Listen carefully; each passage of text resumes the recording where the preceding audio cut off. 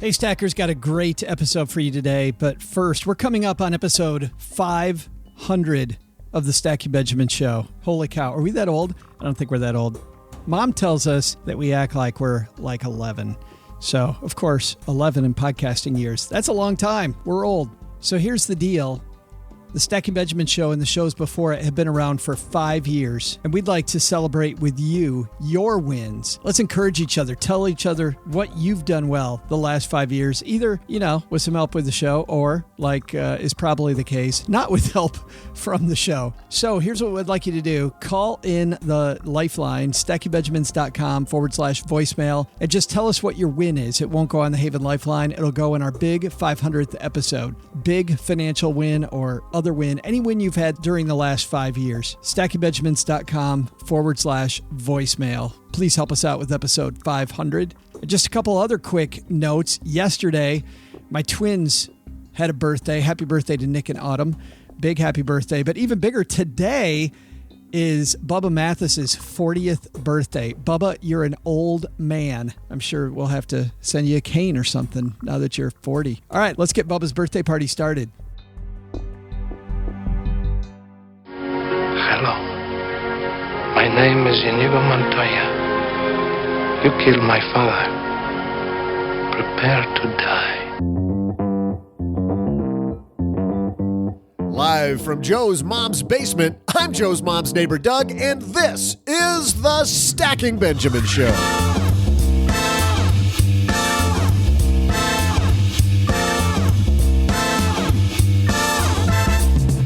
Turn up the AC, make some popsicles, and put on the shades because today is officially the first day of summer. What does summer remind everyone of? A beach house. And our guest today is going to help us make our financial plan the best beach house ever. Certified financial planner, Greg Powell. Pop open a few cold ones because we also have some headlines on where to retire. We'll answer your letters and throw out a Haven Lifeline to Garrett, who wants to know about 401k options, and wash it all down with some of my amazing beach-related trivia. Now here's two guys who are a couple of bomb pops themselves, Joe and O-G.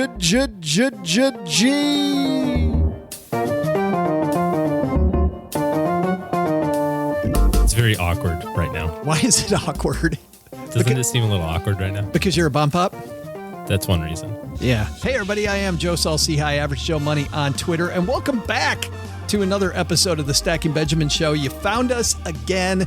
And man, we're going to deliver the goods today, OG, because we're constructing a beach house for the summer, but not just for the summer, for the rest of your life. A vacation property into infinity. And beyond. You can tell we both have kids because immediately that's where I go. You know what else you can tell? You can tell that I'm in love with stackingbenjamins.com/magnify money, because when you go there, you find the most bestest summer stuff ever, like the best checking accounts for summer, the best savings accounts for summer, the best debt products for summer, like reward-based credit cards or 0% credit cards if you're trying to get out of debt. They're having a summer sale. Yes. And you got to get in on it right now. Are you sitting down? Sunday. But wait, there's more. If you act now. stackingbenjamins.com/magnify money gets you there. The average person who goes there saves $450. And wouldn't you like an extra? What would you do? Would you go to your favorite regional theme park? Ooh, $450. What would I do with $450? I'd probably outfit the backyard in corn on the cob and steaks for the Barbie. You'd have a backyard. I can see Mrs. OG. What the hell are you doing? I'm plowing under the grass. Getting corn. Planting corn, sweetheart. Leave me alone. Make it as much corn as possible. When I was a kid, I want to go there. Jeez. I'm going to tell an old day story. Hey, when I was a kid, back in the day. We don't have time for that because you know what? Greg Powell's coming on the show.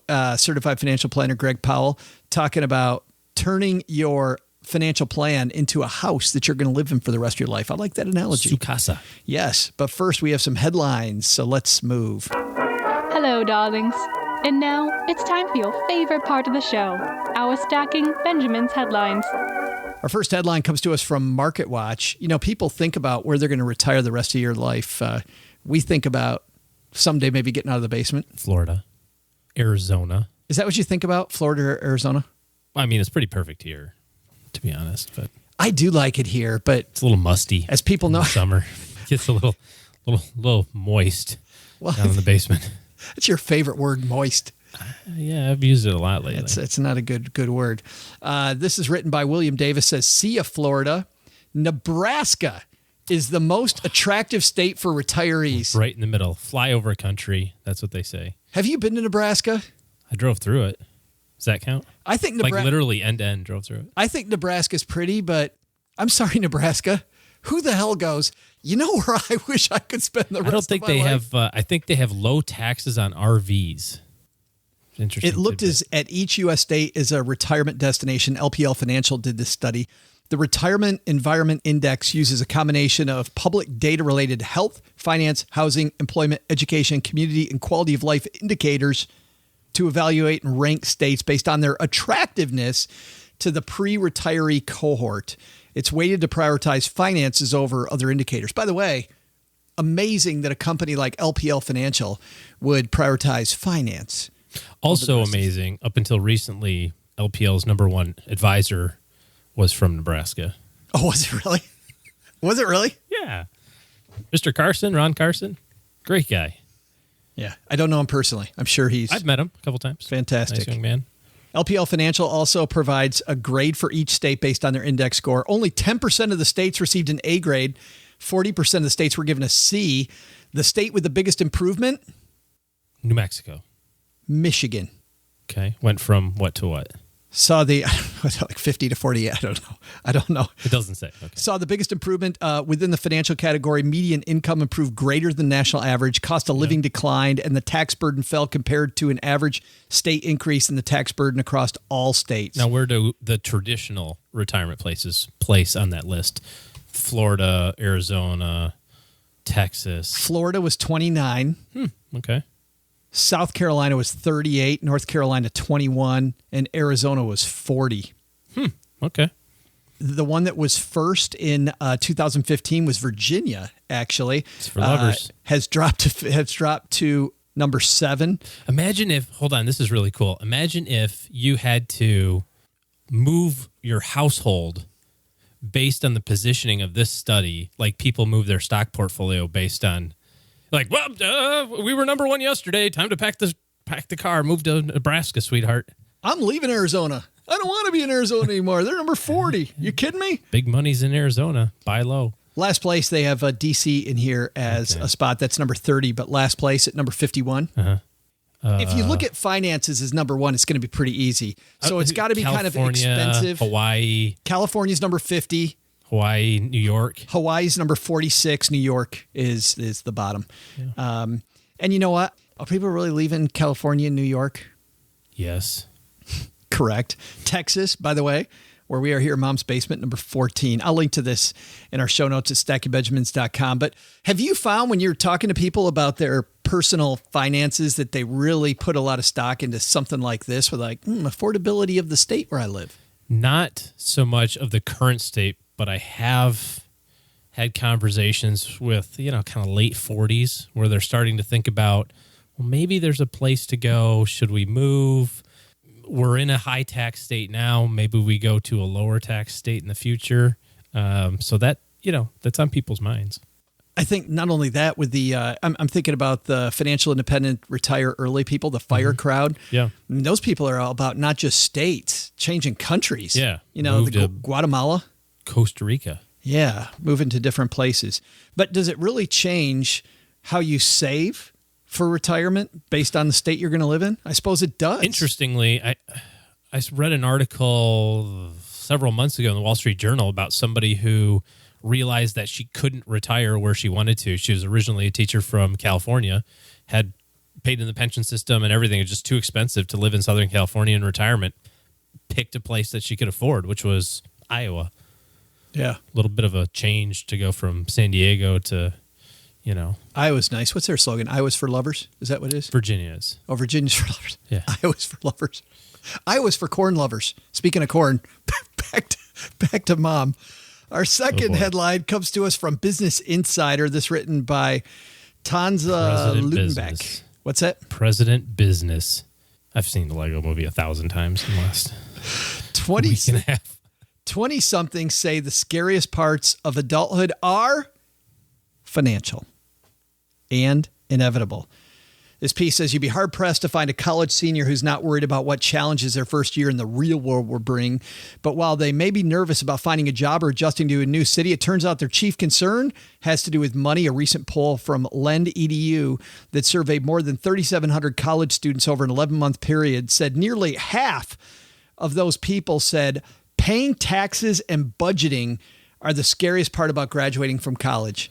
You've got a couple of college graduates, or at least close to. What's the mood of the C-high children? Budgeting, Nick has another semester to go because he's in engineering, so he slowed down a little bit to get through it. Autumn has a new job, a good job, but she's never had the kind of money that she's now been faced with. And I'll tell you, this idea of budgeting is what scares her because, and she already knows, and I warned her, I said, you're going to feel like you have more money. I mean, do you remember getting your first job out of college? You feel like I got like $23,000 and I thought that I was just making money hand over fist. Like this was the best thing ever. I went right from college to the financial planning field and made $10,000 my first year. Oh. So I don't know that I ever experienced the like, hey, I'm rich thing. You were living in a tent. But I remember thinking like if we could go to 30,000, if I could make 30 next year, I'll have so much money it'll be out of control. I do remember that. I remember I got a raise one time from 26,000 up to 32, and my boss looked at me and said, "That's more money than most people your age make. You should feel very lucky." And then I felt like that for maybe 4 days. And then I'm like, I got to get the hell out of here. Like this guy is trying to cap me at 32, which he totally was, by the way. And this is the phenomenon that a lot of physicians run into, right? Where they have medical school residency and they're making good money, right? $60,000, $70,000 maybe in residency. And then they get their permanent position, and now it goes from 70 to 250 or 70 to 200. Right.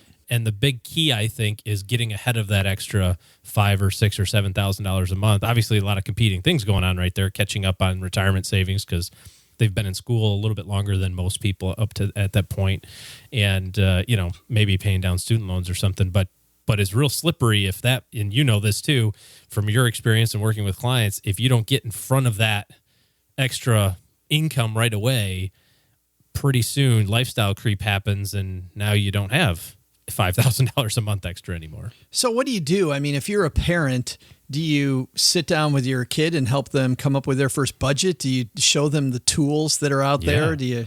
Well, you have to, right? It's not being taught in schools. I think it's got to be all the above. So think about how you were treated, right? And how you want to be treated.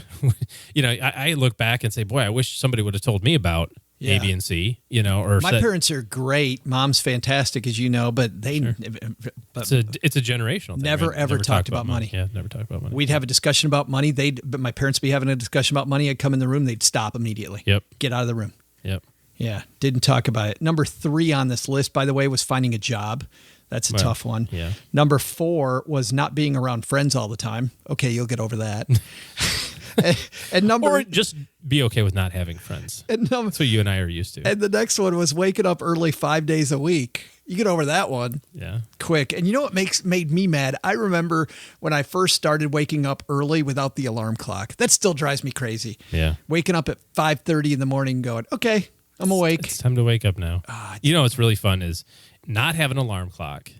Be totally comfortable with letting your body decide when it's time to wake up. And you're real comfortable with that because you work from home. And then you need to decide to have a baby. And the baby decides, it's time to wake up. It's 6:05. The sun is just coming up. It reminds me of Frozen. The sky's awake, so I'm awake. And I want to play. It's a miracle. It's fun. When we had the twins, one liked to stay up late and the other one liked to wake up early. So I got the worst of both worlds. Nice. Which was fantastic. That's cool.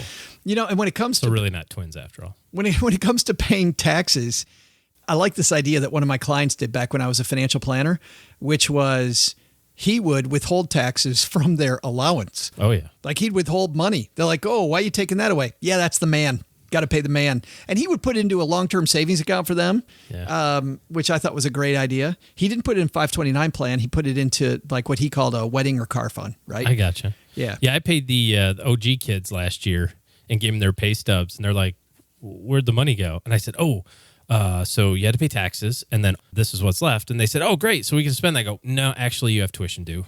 So it's all gone. I have my kids also when they had their first jobs, instead of me doing it, I know a lot of dads or moms that would go online and do the 1040 EZ for the kids. I taught them how to do it. Here's a paper and pencil. Oh, no. We didn't do that. We go online to one of the places. But still. Pushover.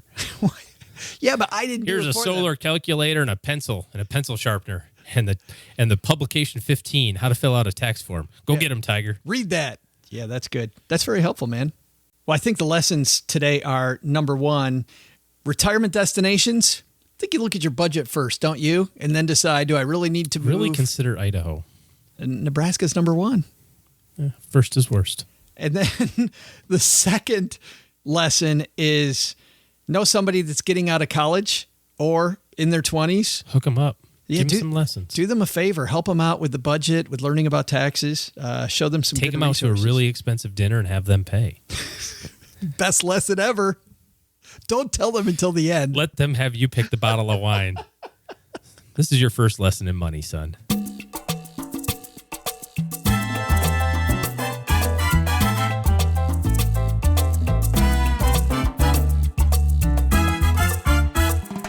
Our guest today has a new book out, OG. He's written a book called Better, Richer, Fuller, where you're taking your finances and instead of building a plan, we're building a house. And I really like that analogy. I think hacienda. It is a great analogy for a financial plan. Scares less people away from financial planning. He's president and chief executive officer of Phi Plan Partners in Birmingham, Alabama. Works directly with clients to enhance their quality of life. He's worked more than 34 years in the finance industry. This guy is that all? Yeah, brand new. Brandy new. Yeah, member of the Investment Management Consultants Association, the IMCA. He's attended the Senior Financial Advisors Program at the University of Pennsylvania's Wharton School. Never heard of it. Small little organization up there in the mountains. And as we mentioned, he's the creator of Your Financial House, a management tool designed to bring all aspects of financial planning under one roof. Let's say hello to Greg Powell.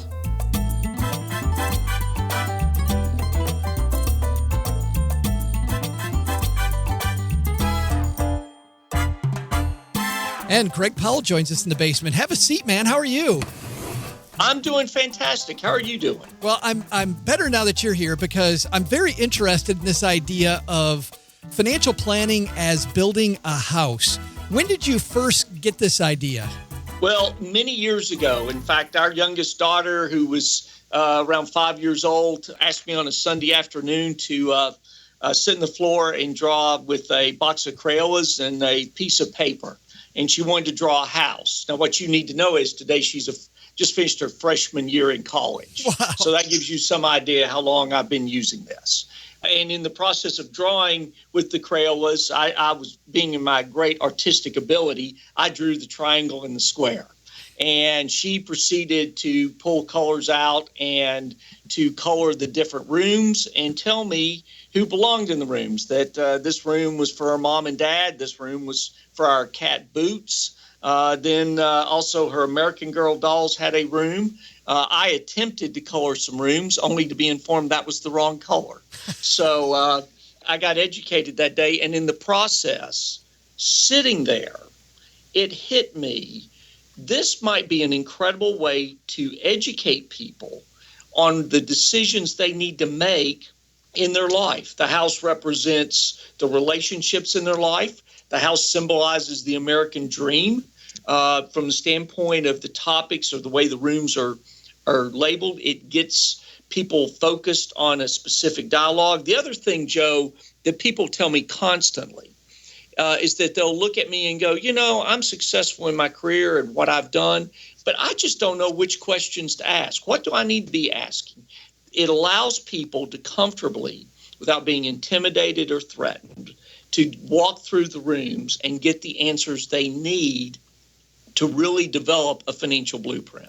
But you've got 8 different rooms, and we'll kind of walk through these a little bit with everybody, Greg, if you don't mind. But what's interesting to me when you talk about people don't know what questions to ask, when people do ask questions, you know as well as I do, they start with the wrong room. They often start with, for you, it's room number 5, I think, which is wealth. but everybody wants to come in and talk about money, and you don't start there.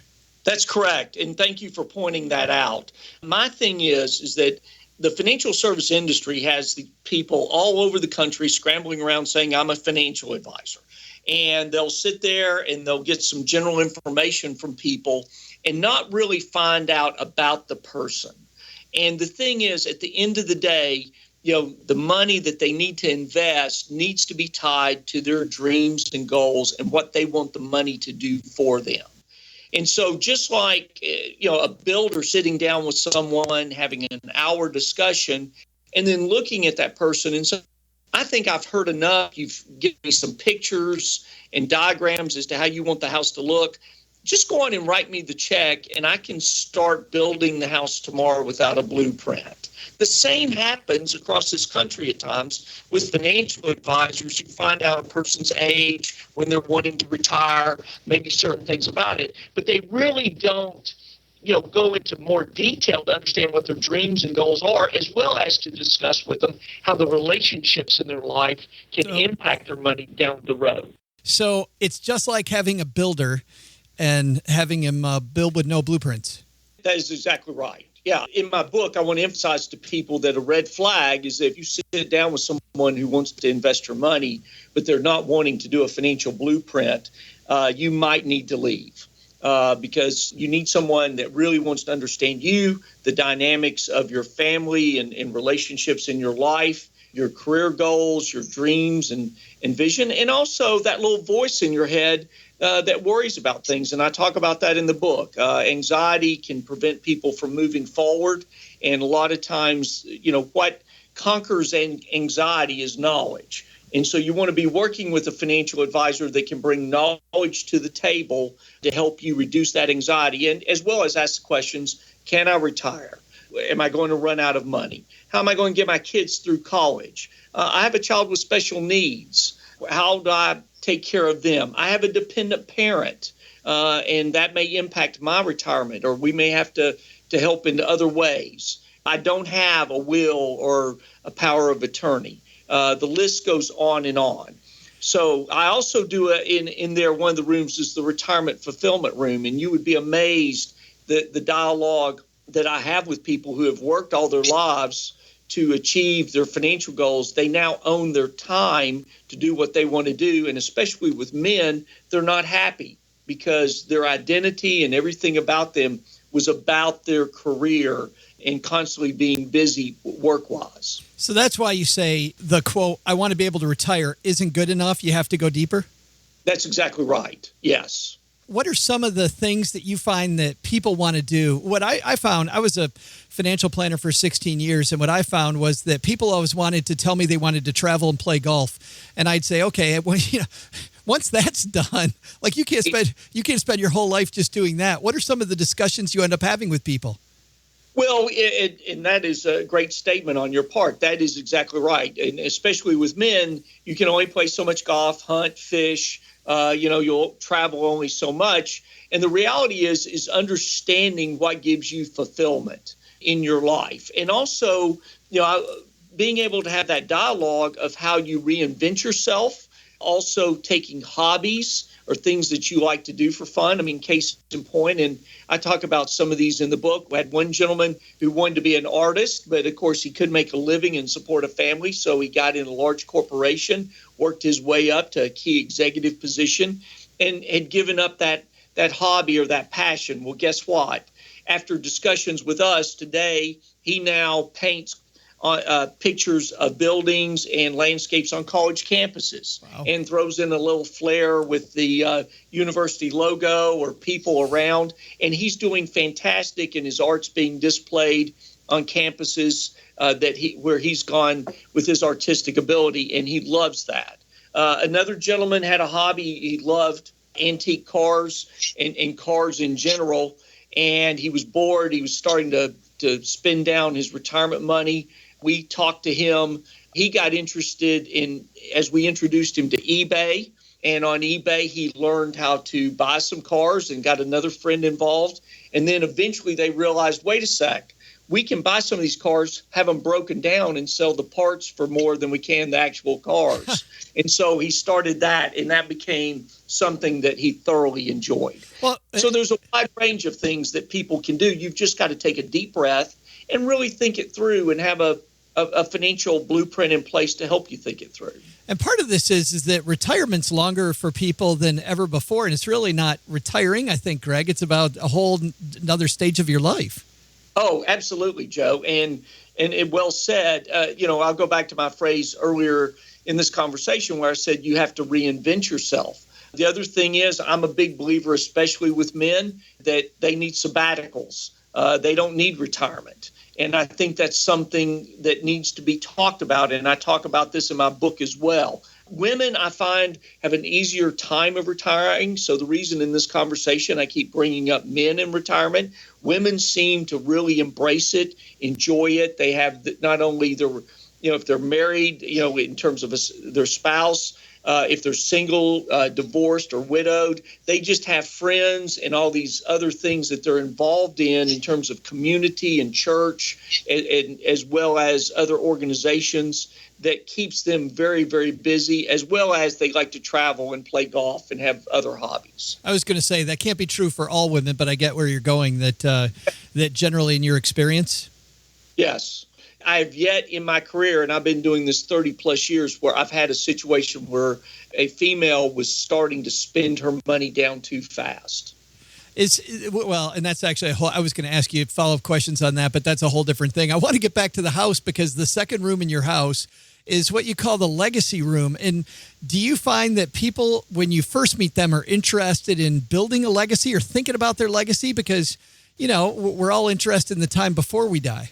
Well, you'll notice that the legacy room comes right after the room of dreams. And after talking about their dreams and goals, the legacy room is that you create a legacy while you're alive, not right before you die or after you die. And it also starts that dialogue about the relationships, because one of the questions in there is, what are the important relationships in your life? And that's not only people, it's also in terms of charities, religious organizations, and any other groups that you might be passionate about. So, and the point I want to also make is just as people buy different sizes of houses, each person, based on their net worth, that house is a different size. Or they may have a large net worth, but they want their house to be more simplified.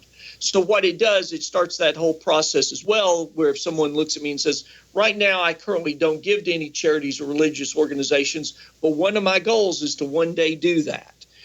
That lines that up so in the financial blueprint, we can project that out. If they're currently already doing it, that's fantastic, and we can go on and develop that even more into a thought process as to where they see it down the road. And then the third thing I want to mention is that when it comes to children and grandchildren, it opens up the door on how to possibly start educating them about money and about being prudent with their money, as well as maybe the family coming together, whether on a vacation or other times that it gives them a reason to come together, and actually having discussion on what charity or what group to give to, and letting the kids and grandkids be part of that discussion. That starts to talk about the family legacy, not only just for an individual, but their entire family. Well, I was even thinking, Greg, the way you described this, that the legacy room is every bit as important for the 20 and 30-year-olds listening as it is the 60 and 70-year-olds. Absolutely. Yes, you're right on the mark. And a lot of times people will look at me, Joe, and go, you know what? I hadn't even thought about that.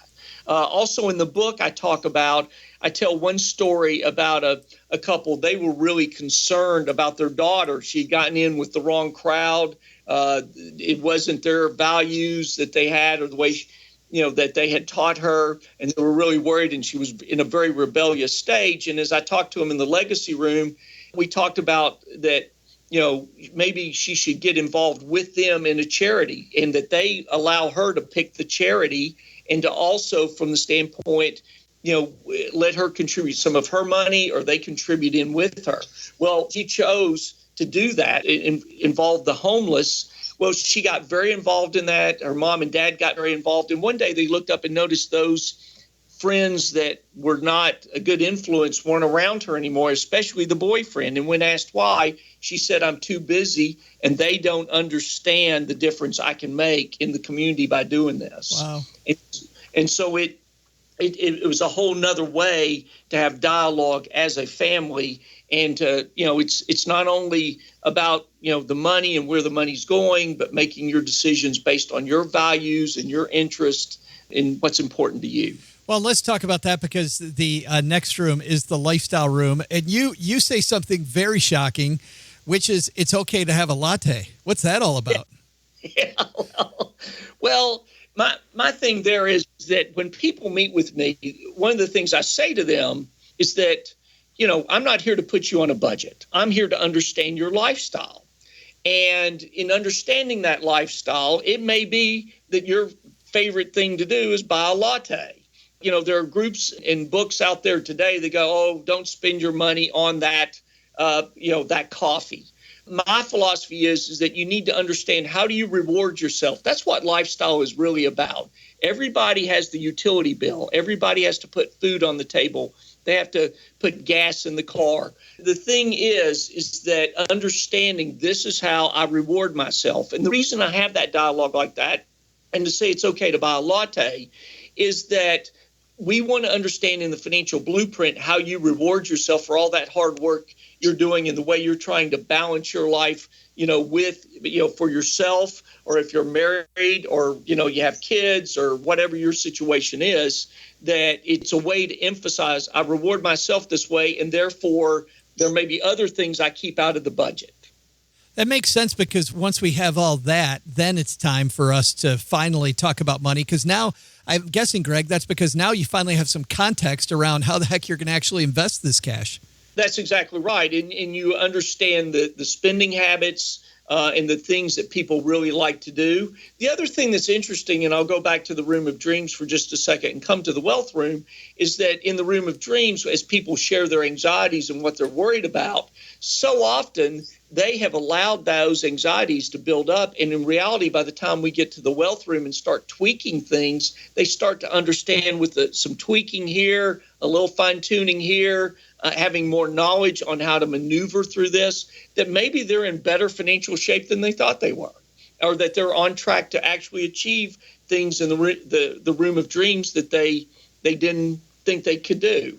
The other thing is the wealth room then starts to bring it all together in terms of the assets that we have to work with. And that's not only just maybe their personal home, but it also has to do with what monies they have in portfolios, what savings they have. It has to do with life insurance. And is life insurance being fully utilized and done correctly? Too often we meet with people that go, well, I bought some from a person I went to school with, and they got in the insurance business, those kind of things. It also starts to coordinate and help the client understand to build a team of professionals to work with.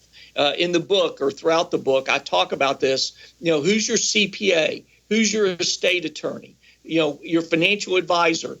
We all need to be coordinating with each other to make sure that your wealth is being used to the fullest and heading in the right direction. And the point I will make here, a lot of the conversations in the financial blueprint, that dialogue is dialogue that people never really have, maybe with their CPA or the estate attorney or other professionals in their lives. Yeah, it's no good having all these people in your corner if all the strategies don't dovetail. Right, Yeah. exactly. Yeah. I'm big on dialogue. Just like you and I are talking here today, I like discussion and debate, because if in that discussion you're working towards trying to find the right answer for that individual that you're building your financial house for. The book is Better, Richer, Fuller. And actually, there's other rooms. Then we get into the wealth room, the financial opportunity and profile room, the children's and heirs room, the retirement fulfillment, estate planning room. And you go over all this in the book. I have to ask you a couple questions about current events and about how this whole approach helps people, Greg, get through some of the stuff going on currently in the financial markets, because we're looking at one of the longest run-ups we've had in a long, long time in the stock market. When you read the popular press, everybody's looking for the other shoe to drop. So I'm sure half of your clients are coming in super bullish because they think the market's high, so I should buy now. And the other half are thinking they should hide under a rock How does building this house help people kind of get rid of this whole worry that maybe the other shoe will drop? Well, we've all heard the saying that you should build your house on a solid foundation. And the reason I mention that is that having the financial blueprint enables you that while there's chaos out there in the markets, if you understand what rate of return you need or better to move towards your goals, then you can also have accountability on portfolio performance, but then also it lets you know if you're on track to get to where you need to be. And if you're not on track, what you need to do, whether increase saving money, take a more cautious approach, maybe even from the standpoint, be able to go more towards some investments that may have a little bit more volatility, but it allows you to do it in a way on your terms in terms of knowing where you need to be. To do that, then, do you set up benchmarks based on what their rate of return goal is? Is that what you do? That's exactly right. Okay. Yes. And that goes back to the point I made earlier. If a financial advisor doesn't do the financial blueprint, then how do they know what rate of return you really need to get there? Now, Granted, everybody wants to make more money. There is no doubt about that. But there's also that side that, wait a second, you mean to tell me that if I maintain a 3% rate of return, I'm going to hit all my goals? Well, if that's the case, a person can relax a little bit more and they may not be as anxious to speculate or take more risk. Granted, they always want to, I understand you want to make more money, but it puts it in perspective how much risk you really should take. And the financial opportunity profile room is about that. How much risk do you really need and how much risk should you really take? So when things do get volatile or they get overvalued in the markets, you're comfortable maybe taking a more cautious approach or going towards cash more to be able to endure some of the circumstances or volatility that are out there. I love this idea of how much risk should you really take, because as you know, most people want to talk about how much risk they're, quote, comfortable with, but without knowing what the benchmark is. Maybe, at that point, then you educate yourself on what the appropriate level is, not what you're, it's not like getting your feelings hurt. Well, Joe, I say this in the book. If you had to choose between your money outperforming the S&P 500 index or your money achieving your dreams and goals, which one would you pick? Well, obviously. In my 30-plus years, no one's picked outperforming the S&P 500. Right. The point is the financial service industry, that's what they market to. That's what so many advisors have a conversation about with people. We have to understand is the risk in the S&P 500, which, by the way, has done great. I don't deny that. But there's also been decades, as you know, where it hasn't done so great. And so from the standpoint of understanding how much risk does someone really need to take to get to those goals down the road? You're telling me 2000 to 2002 is when I lost all my hair. Okay. That's where that went. Joe, I'm right there with you. There's a lot of gray and I lost hair myself. So you have a friend here. But that's a great example. And so having that dialogue, and I want to make one other point, is having the financial blueprint is needed now more than ever, because as careers are transitioning, as we're seeing technology making changes in business models and careers, and I talk about this in my book about where people are having to make career changes or get re-educated about their professions. It's very nerve-wracking when you're sitting there going, am I going to be able to maintain this standard of living, or can I go higher in my standard of living in terms of my income and opportunity without taking a pay cut? And so the point is having a financial blueprint as we're in this 21st century of change gives people confidence to move forward as well and to take the emotion out of making their decisions. I think that's a great place for us to end the discussion. You stuck the landing, Greg. Where do people get Better, Richer, Fuller? It is for sale on Amazon.com. You can get it in hardback as well as download it to your Kindle and see what we have to say in there in Better, Richer, Fuller. I've been thrilled and honored with the feedback that I've gotten from people. And also have thanked many people who are our clients who have said to me over the years, this changed my life, and you need to write something that I can pass on to my kids or colleagues or neighbors in my community. And if people want to read more about it, it's yourfinancialhouse.com. That is correct. Yourfinancialhouse.com, and the name of the book is Better, Richer, Fuller: How Building Your Financial House Can Help Protect Your Loved Ones, Grow Your Assets, and Free You to Live the American Dream. Well, thanks for hanging out, Greg. Good luck with the rest of the book tour. Thank you, Joe. Thoroughly enjoyed it, and best to you. Hey, trivia fans, I'm Joe's mom's neighbor, Doug. I'm packing up the car, layering on the sunscreen. Yeah, it's SPF 600. I gotta keep this porcelain complexion. And hey, Joe, where's my pink bucket and shovel? I love that thing. And also, how can we talk about the beach without talking about that beach lovers classic, Jaws? Here's today's trivia question. What year did the summer blockbuster Jaws originally release? I'll be back with your answer, and then we'll all get ready to head to the beach right after this.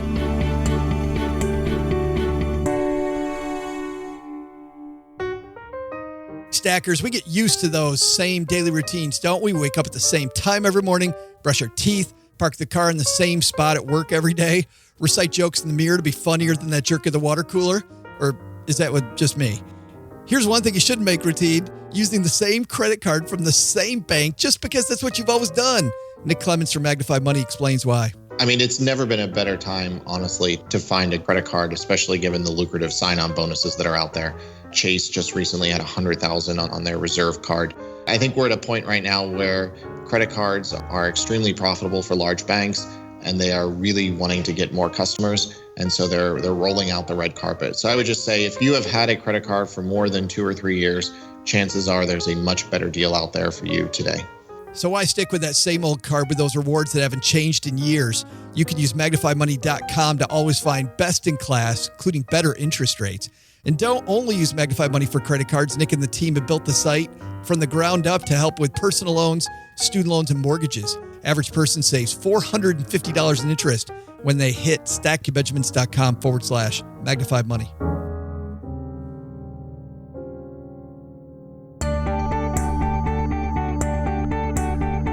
Welcome back, trivia fans. I'm Joe's mom's neighbor, Doug. It's almost time to head down to the beach, and there's no time to waste. Before the break, I asked this question.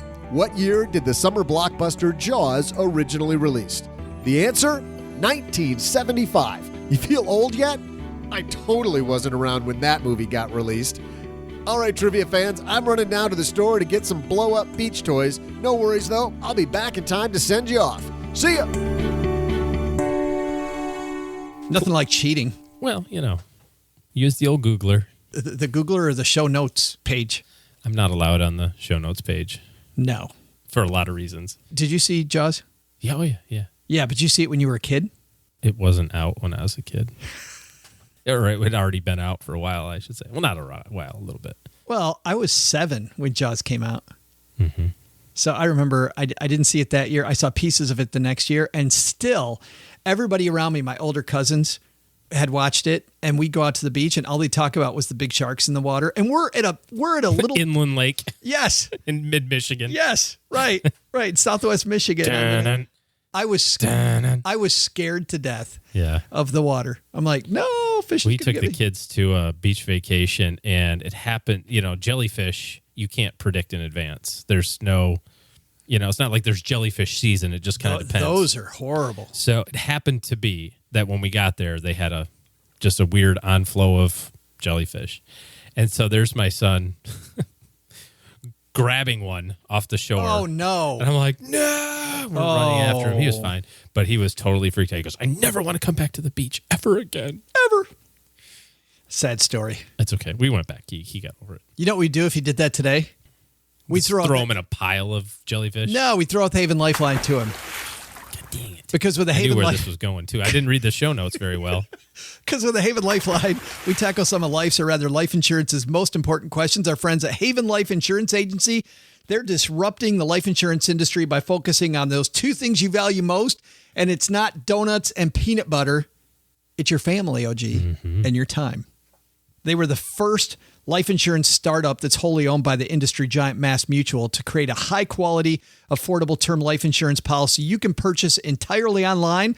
Qualified healthy applicants, they can skip the medical exam.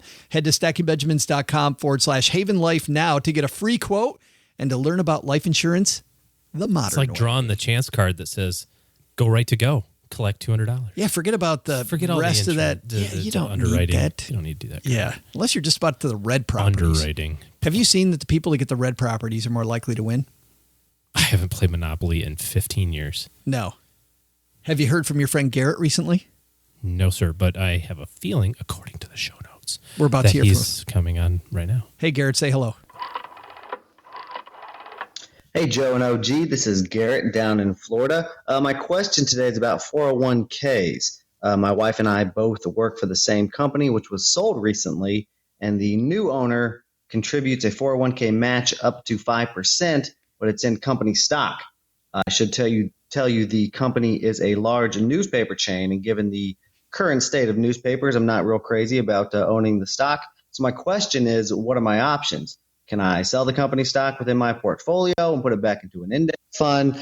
Do I have to pay taxes on any gains? And are there fees for selling and buying within a 401k, which is a Vanguard? So please let me know. Love the show. Keep up the good work. What does Garrett have against newspaper companies? Yeah, no kidding. That's like somebody back in the day going, what do you got against the abacus? It's going to be here forever. It's like the Henry Ford thing. If I would have asked people what they wanted, they would have said a faster horse. Right. Right. Yeah. So what do you think? 401k matching company stock? Nothing wrong with having company stock in a 401k. Try to limit it to around 5%, maybe 10% if you're really feeling aggressive. Sounds like Garrett wants 0%. So fantastic. Just sell it as soon as you get the match. He might have to look at the 401k summary plan description. Thank you. Mm-hmm. And also maybe talk to HR if he doesn't want to do that. Make sure that there's no penalties for selling it immediately upon getting it. Yeah. To my knowledge, because of the whole Enron thing, they changed the rules on that they can't do that anymore. So they can't make you keep it. No tax implications. It's still within the 401k. Cannot comment on Vanguard's brokerage costs. There might be a charge to sell it. I don't know what the individual plan rules are there. But at the end of the day, if it doesn't fit in the financial plan, absolutely rebalance it as soon or as frequently as you desire. Good stuff. I got nothing to add because you nailed it. Perfection. Yeah, nice job. High five. StackingBenjamins.com/voicemail if you want us to throw out the Haven Lifeline to you. That was the weakest high five ever. It was so bad.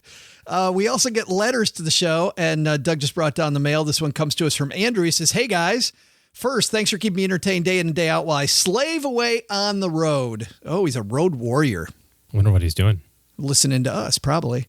My question's in relation to my most recently established Roth 401k. So we go from Garrett with a regular 401k to the Roth 401k. The company managing our plan came in and did their quick spiel. We picked our plans in 10 minutes. Dun, dun, dun, dun, dun, dun. Yeah. How many slices of pizza did you get? Right. He says, and now I'm left to assume my retirement plan's good to go. Good to go. In 10 minutes. There you go. Everything's fine. In a recent episode, I heard some chuckling at target date funds, which my plan is an American Funds target date fund. So I'm considering an investment advisor to help alleviate that feeling where 40 years from now, I find myself in a pickle. I love that phrase. Mom says that phrase, in a pickle, due to lack of knowledge and action. Your thoughts, although questionable, are greatly appreciated. Thanks, Andrew. So is this a case where you need a financial advisor, or is it maybe just looking a few more places? So a lot of 401k companies have education products online, like rebalancing tools, risk tolerance questionnaires, to kind of help put that allocation together for you. So, for example, you might be able to go online and take a risk profile questionnaire that says that you're moderately aggressive, and then it will create an output for you that says, this is what a moderately aggressive investment allocation looks like. It has this much large companies and this much small companies and this much international and so forth. And so I would check first with the 401k provider to see if they have any tools or resources that you can use. There's tons of online, Googler tools, and I'm drawing a blank on a couple of them. There's one that I really like. What's the Morningstar? Morningstar, sure. Who's the 401k company? Bloom. Oh, yeah. Right? So really... Extra O, three O's, BLOOM. Say it again. Wait, it's got to be your bull. BLOOM. There you go. So I don't remember what their fees are off the top of my head, but it's pretty reasonable if I remember correctly. Great resource there. But a lot of times you can kind of cobble together this by using some tools in different places. Morningstar, for example, is a great resource to evaluate the funds that are available in your 401k Right. to decide whether or not they're, That's what I was thinking about. Yeah. So step one is, got to define the timeline, right? Sounds like you're kind of on the long end of retirement here yet. So that's cool. Figure out what your risk tolerance is. And from that, kind of decide what the allocation should look like. And there's a number of places to acquire that info. And then start looking at, if it says, you should have 30% of your portfolio in large companies, then just get the list of large company funds and take a Saturday afternoon and a glass of pop and thumb through them on Morningstar. I think this is where some financial advisors do a disservice for themselves, which is that they position themselves like just investment advisors and all they want to do is talk about investments. And they also have this way of pretending that they know what's going to come next in the market. I mean, I worked with some of these people myself where they wanted to hold themselves to a spot like they were the oracle, right? Yeah. That they're going to tell you everything. I'll let you know when the market's going to go down just right before. Yeah, I think a good financial advisor, Andrew, is going to be much more holistic. So I don't think just helping you with your 401k options is a good reason to have a financial advisor in your corner. I think it's more, I want to make sure that I've covered all my bases, that I don't have any blind spots. I want to make sure I've got those covered. And I want to make sure that these goals that I've set, that I know what they cost. I know that what I'm doing is going toward reaching those goals.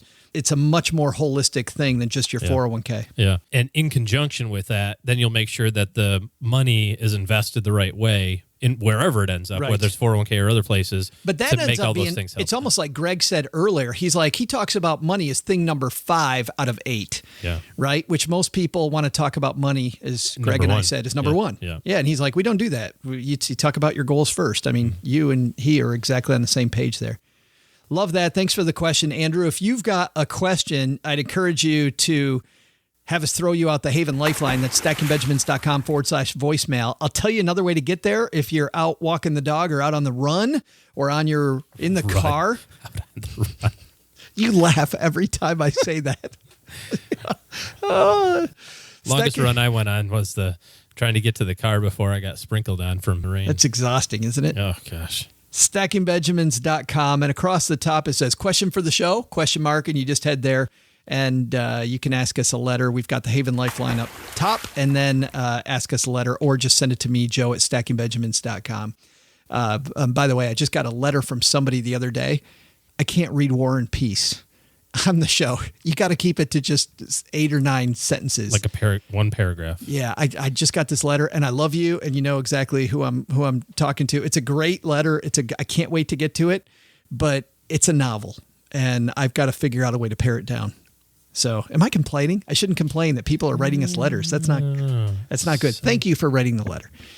But that's going to do it for today, man. By the way, OG is taking clients. So if you're looking for help in your corner and know that you need a financial advisor, much more holistic, head to stackingbenjamins.com/letter O and letter G. That'll lead you to his calendar, and you can then talk to him about what it would take to get him in your corner. That's going to do it for today, man. And that's going to do it for you, Show Off, for this week. I'm coming back on Friday, but you are done, pal. if you're sure. I mean, I'm free Friday too, but. Well, coming on Friday, this is cool. Coming on Friday, we've got the original 3. We're getting the band back together. Greg, Paula, Len. And I know we get letters from people that they like it when our 3 main contributors to the roundtable are together. We got them back before we end this 8 weeks. And by the way, this is your last show of this 8 weeks. So, OG, next week, we're going to be playing rewind episodes of some of the best of the past Stacking Benjamins. And you and I will see each other in 2 weeks. Okay. Go Stack some Benjamins, everybody. So, what did we learn today? First, building your financial house? Make it a beach house. Greg Powell nailed it on today's show. By looking at your financial picture as a house, you're going to not worry so much about the next latte, and you'll think more about what kind of life you really want to live. And then plan your money accordingly. Second, just starting out on your money journey? It's okay to feel afraid of all the money parts you don't know, but feel that fear and move ahead anyway. Life is one big adventure, and money is the fuel, so get comfortable with the Benjamins. But the biggest lesson? Take a look at the map before you plan a trip to the beach. You may just find that if you live in Texarkana, the closest decent beach is 5 hours away. We've been planning all day for nothing. Well, I guess that just gives me more time to sit out in the backyard naked. Special thanks to Greg Powell. You can find a link to his book, Better, Richer, Fuller, in the show notes at stackingbenjamins.com. This show was created by Joe Saul-Sehy, produced by Richie Rutter-Reese, and engineered by the amazing Steve Stewart. Kathleen Selmans handles design, newsletter, and classroom opportunities. If you'd like to learn more, head to stackingbenjamins.com/classes. Online, visit us on Twitter at @SBenjaminsCast or on our Facebook page. Shannon Cowan is our community manager and social media guru. I'm Joe's mom's neighbor, Doug, and I'm a lot deeper than you realize. In fact, sometimes I just stand in front of my mirror and reflect. SB Podcasts may receive payment on the show from sponsors and guests in the form of books, giveaway items, discounts, or other remuneration. There's no way you would take advice from these dorks, but like Joe's mom always says, don't take advice from people you don't know. This show is for entertainment purposes only, and before making any financial moves, consult with a real financial advisor.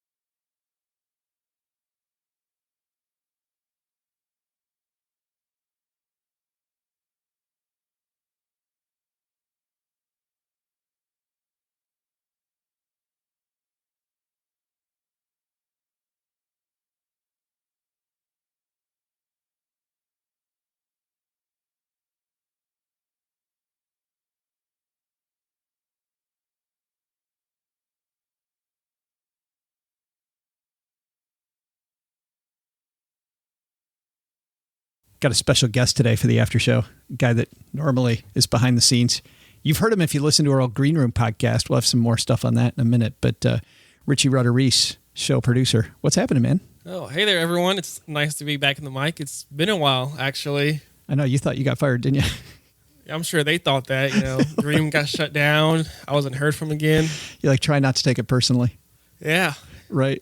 So our community manager, social media person, Shannon, finds every dumb holiday, and tomorrow is National Stupid Guy Thing Day, which is a fantastic holiday because I think every single day could be National Stupid Guy Thing Day. There are plenty of things that happen every day, but there's a special story I have for you today, never told in the air before. You've got a King of the Stupid Guys? Oh, I do. This is a Stacking Benjamins exclusive. Awesome. Well, bring it on. All right, so for those of you who don't know, I used to be in the Coast Guard, and when I was in A school, that's the training, I wasn't yet old enough to go gamble, but some of my buddies went out and gambled. We were in California. I hear about it the next day. We get off of work, and we're in the room. I see the guy's room. He now has a Xbox One, like these super overpriced headphones. Awesome. Yeah, like 2 controllers, a stack of video games. So what happened? He won big gambling? Oh, yeah, he actually won. He beat the house. What did he play? Do you know what he was playing? I don't know what he was playing. But he did beat the house. That's rare. He cashed out. Sure. About how much money did he win? It had to be considerable because this was back in 2014. The Xbox One, cost more back then. Had just come out, I think. I think it had just came out. It was new. Yeah. So he had the Xbox One. He had at least 3 or 4 different games. So he decides he won and he's going to spend his money on Xbox stuff. Right. That's pretty cool. It's not like investing it. Well, he's investing it in Xbox, investing it in Xbox games and fun. And yeah, so that's a bunch of money. So he spent a bunch of money on Xbox and bought a bunch of games. And for those of you gamers, Turtle Beach headphones, they're kind of expensive, $100. Yeah, $100 easily. So yeah. And those games are what, $60 each? $60. He had at least 3 or 4 games, like 2 controllers, and those were like $60 back then too. That's right. This is not even counting in the Xbox cost. Right. And so he bought all this cool Xbox stuff, which is awesome. There's nothing dumb here. What's dumb about that story? Well, he looked around when he got back and he realized that he didn't even own a TV.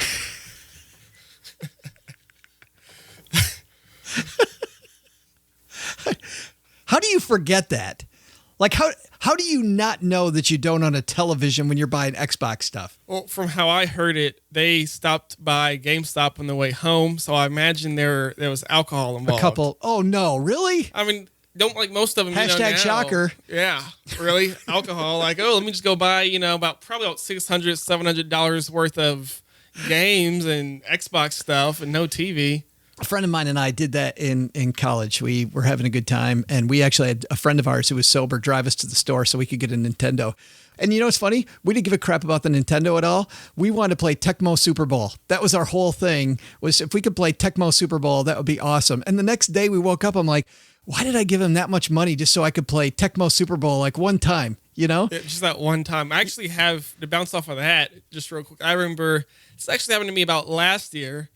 It was me, my brother, a couple of friends, and yes, of course, drinks were involved again, wouldn't you know it? Huh. And I own a Wii U, and so, they have their little online store. Right. And we wanted to buy some, some games online. And so I meant to put in, I think, honestly, it was like $5. It was something cheap. It was one of those little virtual games. I added an extra zero in there. $50. $50, I just kind of accepted it. So to a high school or college kid, that's a ton of money. College kid, yeah. So, and I wasn't even working here then. Like, I don't even think I had a job then. It was just $50 down the What are you drain. saying? Now that you were a carrier of money bags? Now, Like now, yeah, he's living large. He works for Stacky Benjamins. living large. Yeah, that's awesome. All right, write us yours, joe@stackybenjamins.com. What's your National Stupid Guy Thing Day stuff? Or hit up Shannon. She runs our Twitter channel, S Benjamin's Cast, and tell her your stupid guy thing story. It'd be great. And you know what's going to happen? It's going to be all women telling stupid guy stuff. You know that's going to happen. See that. No guy's going to do any. It's going to be all women doing it. Or I don't think anybody will say, this is my story. One time my friend that's did right. this story. A friend, air quotes. Yeah. All right. Thanks for hanging out, Richie. All right. Thank you.